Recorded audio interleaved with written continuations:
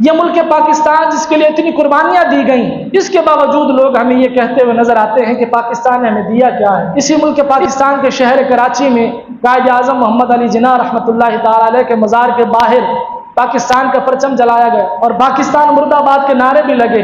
یہ سارے نعرے لگے، مجھے بتائیں کہ وہ جو 20 لاکھ مسلمانوں نے قربانیاں دیں ان کی روحیں تڑپ گئی ہوں گی یا نہیں؟ کیسی اس واسطے قربانیاں دیتی ہیں کہ تسی جا کے اتنے ایک کام کرو سارے۔ ملک پاکستان کس بنیاد پہ بنا تھا؟ کہہ دیں پاکستان کا مطلب کیا؟ لا الہ الا اللہ۔ کون؟ ہمارے رہنما محمد الرسول اللہ صلی اللہ علیہ وسلم۔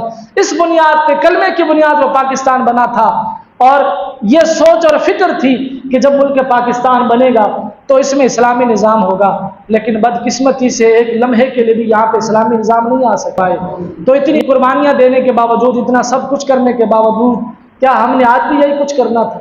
آزادی ایک نعمت ہے، اور جب نعمت اللہ تعالیٰ عطا فرماتا ہے نا تو شریعت کی حد میں رہ کر خوشی کا اظہار کرنا یہ جائز ہی ہے کہ جس رب نے ہمیں یہ نعمت عطا کی ہے ہم اس کی فرما برداری کریں۔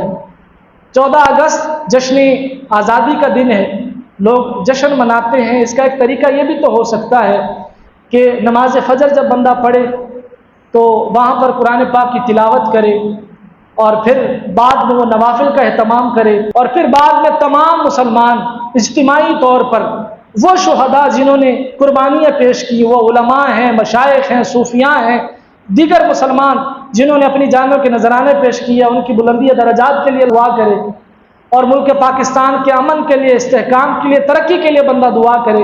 اس طریقے سے بھی تو جشن آزادی منایا جا سکتا ہے، لیکن بدقسمتی سے ہمارے ہاں کیا ہوتا ہے؟ ہمارے ہاں ون ویلنگ ہوتی ہے، ہوائی فائرنگ ہوتی ہے، موٹر سائیکل کے سلنسر نکال کے شور مچایا جاتا ہے، اور کہا جاتا ہے جی ہم آزادی منا رہے ہیں، شراب نوشی کی جاتی ہے۔ کیا جب اللہ نے یہ نعمت دی ہے اس کا اس طرح شکر ادا کرو گے؟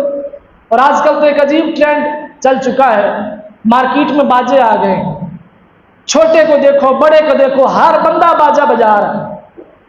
ہاں پہلے حکمرانوں نے اس ملک کا ویسے ہی باجا بجا دیا، ہن تھوڑی کسر رہندی تو عجیب طرف لوگوں کو چلا دیا، پتہ نہیں کس کام پہ لگا دیا ہے مسلمانوں کو۔ کیا ہم نے اپنے بچوں کو یہ بتانا ہے کہ یہ بچے بوڑھے جوان سارے انہوں نے قربانیاں دیتی ہیں سے کیسی آگے باجے بجے؟ اس قوم کو پتہ ہی نہیں کہ حقیقی مقصد کیا تھا۔ حقیقی مقصد یہ تھا کہ مسلمان جب الگ ریاست بنا لیں ملک پاکستان تو یہاں پر اسلامی نظام ہو۔ اللہ تعالیٰ کرے کہ ہمیں ایسے حکمران نصیب ہو جائیں جو اسلام سے بھی محبت کرنے والے ہوں اور ملک پاکستان سے بھی محبت کرنے والے ہوں۔